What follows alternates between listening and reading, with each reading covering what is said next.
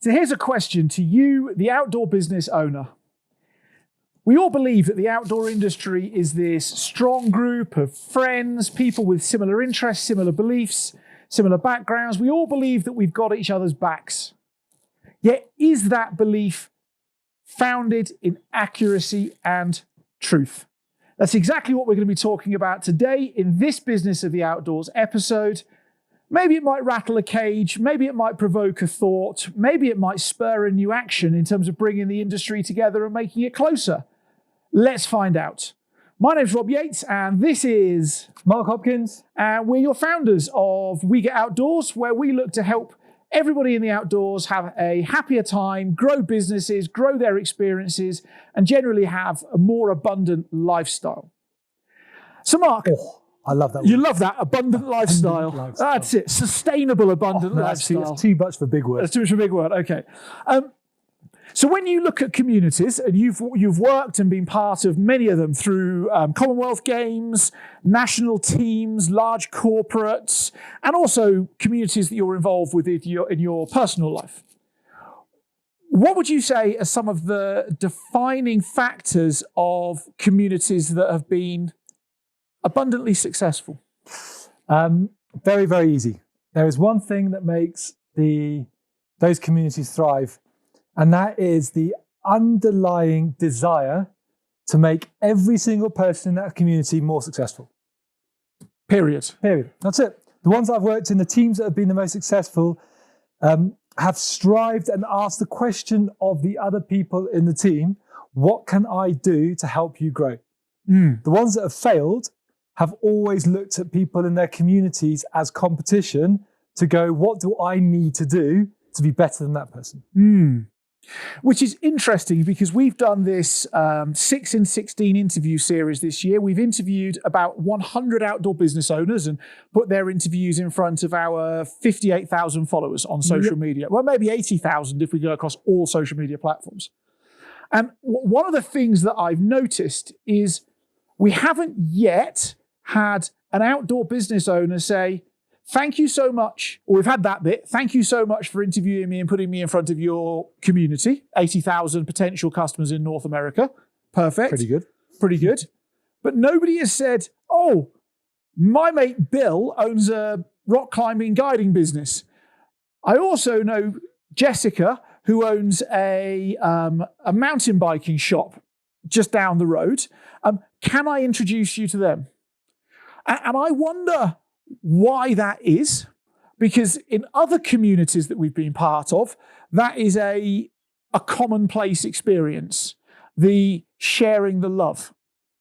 So I wonder, what do you think is some of the things that is preventing an outdoor business owner from genuinely sharing the love? I think there are two things. And again, I apply this to teams that I've been part of that have failed in communities that haven't been as successful. And I think it's the same for outdoor business owners. I think the first thing is fear. I think outdoor business owners are so scared of other businesses being successful and stealing customers away from them that they go into complete protection mode. And I think the second thing is blinkers. I think they become very narrow-minded on the here and now and what they want to achieve today, that they forget that reciprocation is probably the foundation of growth. Well, it's the foundation of powerful, successful businesses and relationships. And they go straight into blinker mode. So there's that fear of, I don't want to help other people grow. And then there's, I'm so focused on my here and now and what I need to do today that I'm not actually thinking about what I want my business to look like in 3-6 months' time. And therefore, what can I be doing that's going to help my business in the future? Yeah, because I think it'd be fair to say every outdoor business owner wants favors done for them. They want free shit. They want a good they want a good turn, so on and so forth. They want to have nice experiences and more opportunities. And yet, those things rarely arrive unless you lead the way. So most people work in life on a relatively transactional basis. It's a shame because I don't believe that's how the world actually really operates, but most people are transactional. So I give you 2 and then you give me 2 in return. Yep. However, who is it that then is brave enough to start the giving to? Because if you're an outdoor business owner and you're looking to have more cool opportunities, how do those come to you unless you're creating opportunities for others in the same space? I mean, effectively, your mates and your colleagues. I'll tell you, I went to Outdoor Retailer a few years ago. What an amazing experience. And in the evenings, we all drank far too much tequila and microbrewed beer. There was You want tequila? Yeah. There was an ice crystal vodka fountain with like a figurine with the vodka coming down through the top. Hang your head out. Yeah. I'd like to tell you we did different and use glasses, but no. And we're all buddy. We're all mates. We're all this, that. It's great to see you. Haven't seen you since last year. Blah blah blah blah blah. And suddenly it struck me. Nobody actually helped each other. We'd have helped each other for a hedonistic short time, but nobody really knew what were the problems and the struggles of that other business in the state next door to you, or the city up the road, or whatever it may well be. And they go, do you know what, Mark, you're struggling for new customers at this point in time in your business. We all are. Tell you what, I bumped into this We Get Outdoors thing. They're doing podcasts where they're interviewing. I'll introduce you. Do you want to have a go? Well, I think what's interesting is you and I had this conversation this morning about this with a different twist. So it goes back to your example there about being all chummy when you're in someone's near vicinity. But the moment you step away from that, and we had this whole conversation about what do we want to be known for and what do we think a community should be known for? And it's about doing the same thing when no one's watching. Yes. And that's the thing about outdoor business owners and community. It's very easy for me here to say, Rob, I'm going to do this for you. And then go away, not do it, or say something that is just not congruent with how I behave when no one's watching. I'd love to have a camera, on certain people's office. Or when they pick up the phone. Or the Amazon purchasing. That's what we're talking about this morning. So this morning we were having a conversation around the failures of market research and how if you ask somebody what they want out of, let's say, a product range, and they'll say, made in America, environmentally sustainable, environmentally friendly, low carbon footprint, and they tell you all of that stuff, and then when they're on Amazon and nobody's watching and they've got that credit card, they're like, oh, I've got one that's handmade in America, sustainable, blah, blah, blah, blah, blah. And I've got another one that's not made in America and made in the Far East somewhere, not made that ethically, but it's half the price. We know what they're going to buy. I'll have 2. Double carbon footprint. Yeah. And so I wonder in the industry, are you really aligning your desires with what it is that you are willing to do? And do we really have a community that's a functional community? Or are we verging on the degree of a dysfunctional community because actually we don't have each other's backs for the things that really matter? I mean, yeah, sure, if somebody gets divorced, like we're there, come stay at my place, do this, do that, here's food, here's beer. But that doesn't affect us directly. No. It's not a conflict to us or a competition to us. But why does it matter if you've got a kayak coaching in San Francisco and another one in Seattle? Why does it matter if I share the love and introduce the owner of California Canoe and Kayak, for instance, and I'm in Seattle, to a podcast opportunity, a magazine, a TV, a customer? Why does it matter? Because it's not business I was really going to get anyway. Yeah, it's an interesting question to ask yourself. Let's say, use your outdoor retailer stuff. So you've gone there, you've gone to the same expo for the last 5 years. And you've all gone there, and every year you almost have the same conversation. Okay. The following year you rock up, and your mate Joe, who you've been doing the same thing for 5 years, having the same kind of conversation, rocks up in a brand new truck, no longer stays in the motel, stays in a 5-star hotel, goes out to nice restaurants, starts splashing the cash a little bit. If you ask yourself honestly, what would your response be to Joe? What would you say to Joe to his face? You'd be, I'm so chuffed for you.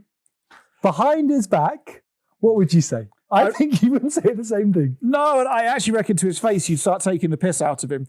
You'd oh, look at you, I bet it's all on finance, it's all for show, blah, blah, blah. It's jealousy. Is that really having someone's back? Is that really being in a community if you are looking at it that way? So I suppose this is really us laying down the gauntlet or a challenge to outdoor business owners and the outdoor industry. If you've genuinely got each other's back and you truly believe that to be the truth, and you truly believe that your friends are your friends, you'll be running around introducing them into every new opportunity you find. And in return, they will be doing the same for you. Now, of course, there's some fear out there about what if I'm the person who just gives the whole time and I don't gain? I mean, do you have any strategies for that? One strategy is patience, to be honest. Yep. How does that work for you? Yeah, it's been a challenge. But again, it's a little silly thing. Like you go out for a drink with somebody and you buy the first round, okay? And there's 4 people there. You buy the first round and then it's the second round and no one buys, so you buy the next round as well. By the end of the night, there's 20 people there. And the next 16 people are buying you drinks. You're hammered, but you bought 2 rounds, but you've got like 16 rounds back. It's patience. Whereas previously, you might sit there and go, hey, your turn. So I think first of all is patience. I think second thing as well is actually being clear on what it is that's going to add value back to you. And being open to having those types of conversations in a way that's not a direct ask. This is what I'm struggling at the moment. Do you have any ideas? Too often we're very, very directive, which puts the other person on the back foot. I did this for you. I need this in return. Rather than going, I'm struggling with this. What do you? And they'll go away and think about it.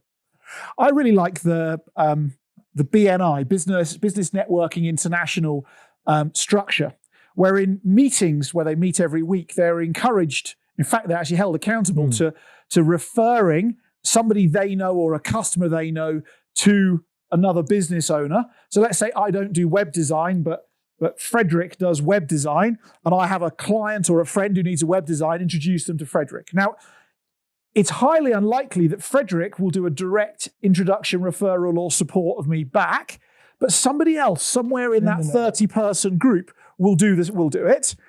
And if you're within BNI and you're found to not be making referrals and introductions, the door is opened and the boot size 12 is applied and you're on your way out. Yep. And so, and with your tail between your legs. Yeah, in disgrace. Yeah, it is. It's a horrible feeling, isn't it? Not that we've been there, obviously. Well, I've seen it happen to people, though. And so maybe a strategy could be start giving. And if you end up in a little while's time and you're not getting back, you could ask, well, why? Am I not clear enough about what would benefit me? That would be a question mark. But secondly, maybe there's some people who are just not giving to anybody. And maybe they just need to be cut out of the network, cut out of the community. Be brave. Be brave. They can still be your mates just as they are now and drink beer at OR or any other event with them, whatever else. But maybe all that introduction stuff needs to shift.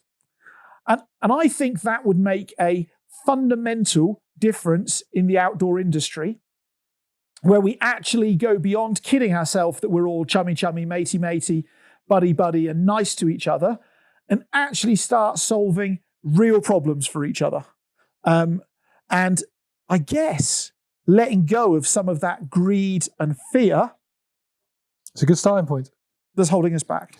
So if you do want to start applying, so if the questions we've posed here, if you're sitting now going, jeepers, actually, you're right. And you want to make a difference to someone else in your community's business life, then why not invite them and get in touch with us and show them about the 6 and 16. Get them onto the podcast because we can help you solve the problem of getting your business in front of more customers. So how would they do that?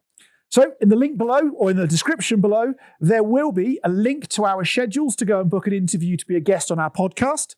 There's equally, if you want to shortcut the whole world and you want to ask your specific problems in person to us, We give free 60-minute long consultations to outdoor business owners. And if you'd like one of those, then there's a link for that in our schedule as well. Go and pop some time in our schedule. We have the time between us for 6 of those a week, which 3 each, which is not very many. So if you're sat there with questions that you think need to be answered, book the time sooner rather than later, or you may well have to wait for a month because normally we're booked about a month in advance.